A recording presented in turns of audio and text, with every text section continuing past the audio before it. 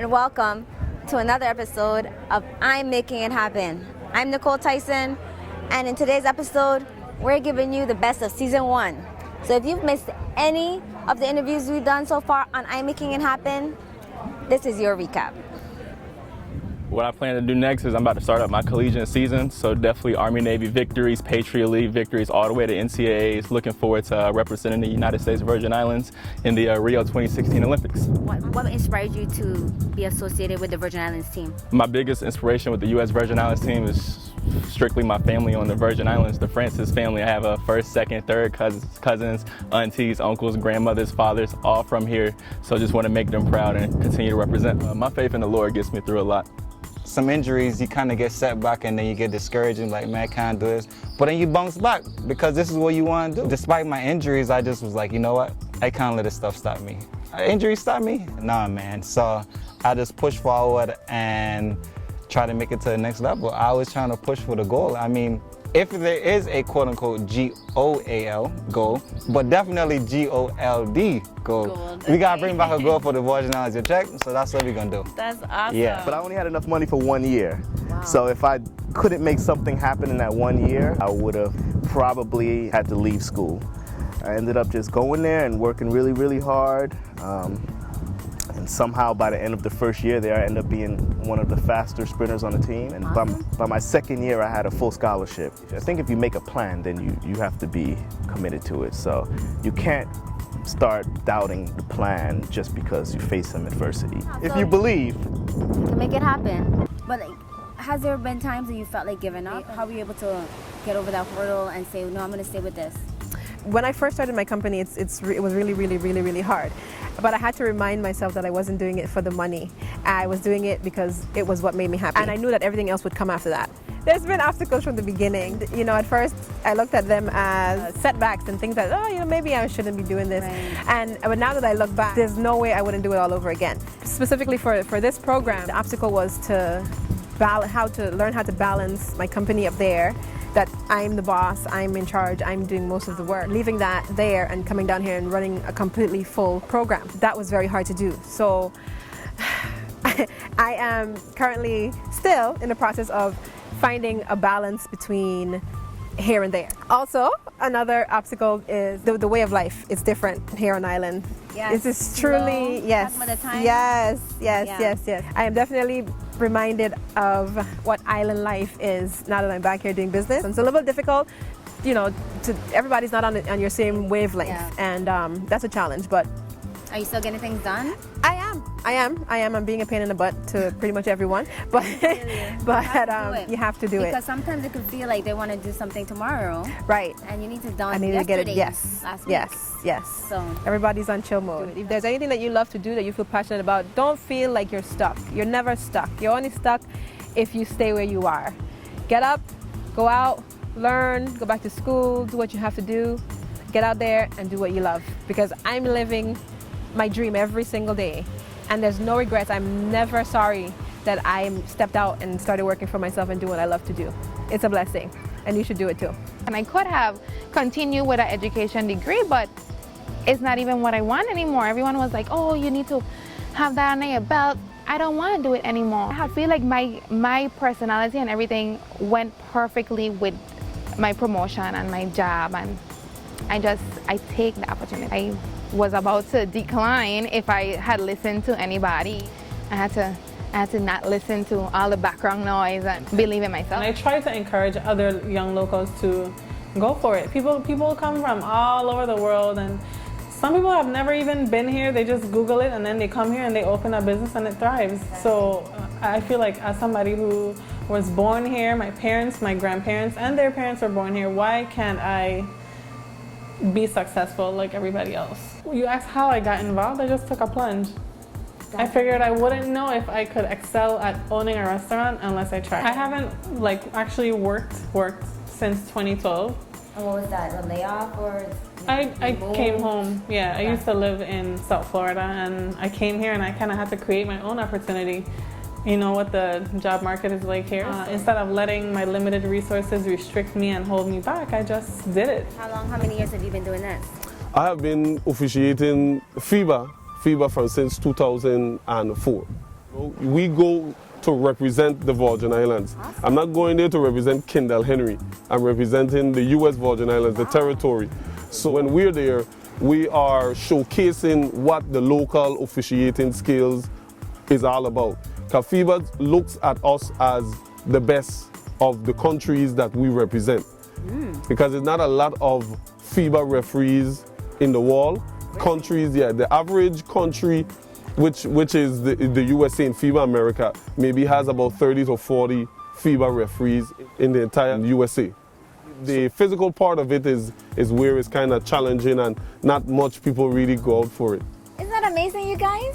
We have somebody officiating, representing the Virgin Islands around the world. Yeah. And I didn't even know that, so I learned something new today. To start a business is really just have to work hard. You have to be willing to do everything yourself. When you start your business, you sucks out, man. Like, I mean, I can tell you, like, I'm moving speakers in a little 2000 Vitara for like 3 years straight, just lifting speakers by myself.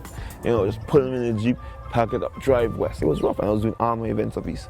Wow. You know what I mean? It was rough out, and now we got concert sound stuff. I mean, you know, I look back at it now and I'm like, this is crazy. So for my business, I make a lot of the opportunities myself. You know what I mean? Like I don't know any. I've listened to talks with, you know, Facebook guys, Zuckerberg and all these guys. You know, they talk about making opportunities for themselves. Like, you know what I mean? Like, if you see a market that's not saturated, jump into it. A lot of people have great ideas, but it's not just the great ideas that get it done. It's the hard work behind the great ideas. And a lot of people are like, I'm creative and I got this done, or I have this great event idea. Well, guess what? You can have a great event idea, and there's lots of great events on St. Croix, but they're not executed properly. They don't plan out properly. Like, take for instance what I was telling you, think outside, not just your event, think outside of how people are going to get home. How are they feeling when they get home? You want the experience to be from the first step out the house, as opposed to just being when I reach the event. And if it's one thing I learned, is that you never make any major life decisions when you're going through a major life change. So I lost my husband. I'd given birth to our last child 2 months after he died, and taken on partners about 4 months after he passed. So yeah, so it wasn't an easy time. Like I said, I had to walk away, and so I was literally starting over with nothing. And when I say nothing, I mean nothing, like a newborn baby just being born. So wait, so you're the one who created everything. How could you have to walk away? Again, you read everything that's put in front of you.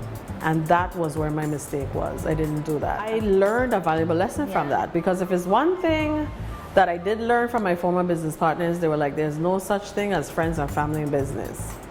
So out of that whole thing, that's what I took with it and waited my time. And then in 2009, Itiba was born. And so even though that happened, she is big. Still big.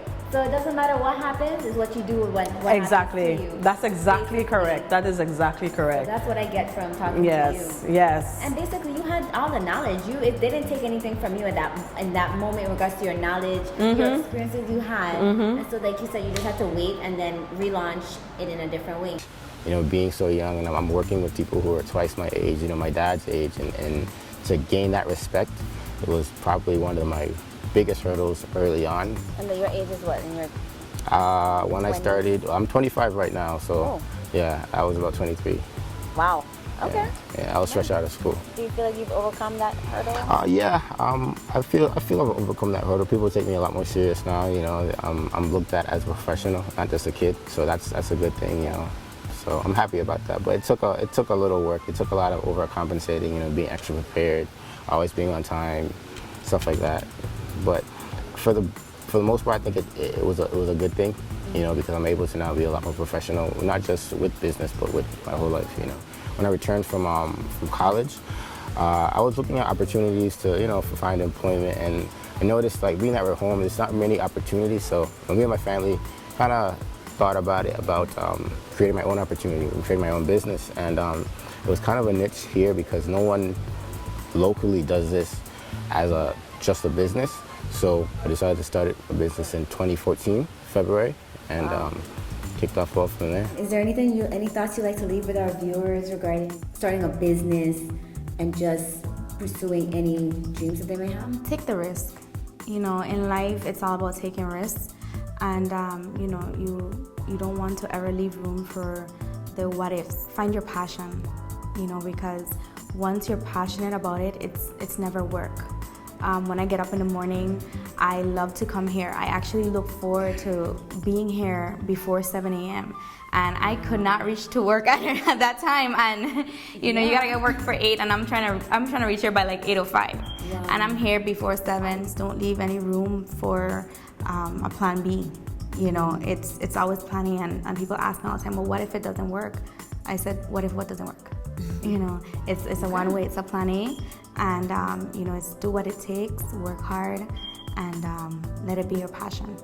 2009, I applied for an executive position, and that would have been over all the Target stores in Georgia. Wow. They did not give me that position, hired somebody. Wow. I had to train that person.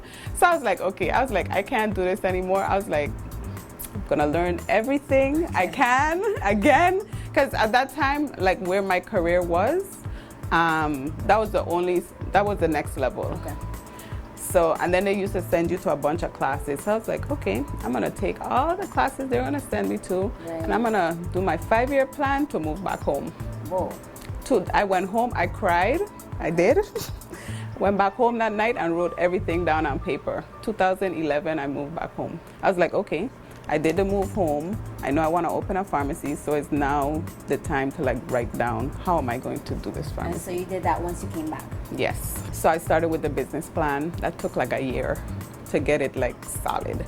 If I had something to tell like entrepreneurs, it would be like, it has to be something that you love and that you really, really want to do, and like don't give up on it. And why do you say that? Why it had to be something that they really love? Because you'll give up quick. Like if it's something you don't love and you don't want to do, that first roadblock that you get, you're gonna quit. Definitely. So they'll definitely persevere if they have a passion for it. Well, there you have it, guys. The best of season 1 on I'm Making It Happen. If you liked any one interview in particular, definitely go check out our Facebook page at I'm Making It Happen and or our YouTube channel. And if you love this interview episode compilation, definitely share it. It would be the sociable thing to do, and we would definitely appreciate it. And so I'm Nicole Tyson. Thank you for watching I'm Making It Happen. I'm Jordan Sarter Francis, and I'm making it happen. Are you? I'm Adrian Durant, and I'm making it happen. Are you? Leon Hunt, one time for the one time. I'm making it happen. What are you doing? I'm Elaine Joseph, and I'm making it happen. Are you? I'm Anna Michelle Scarbriel, and I'm making it happen. Are you? I'm Janessa Ritter of Savor St. Croix Sweets and Treats. I'm making it happen. Are you? I'm Yoki Hanley of Itiba LLC, and I'm making it happen. Are you? I'm Julio King with VI Quality Control Services, and I'm making it happen. Are you? We're Team Francis of Ultra Nutrition. We're making it happen. Are you? I'm Keisha Christian, the owner of Neighborhood Pharmacy, and I'm making it happen. Are you? My name is Kendall Henry, and I'm making it happen. Are you? We're making it happen. Are you?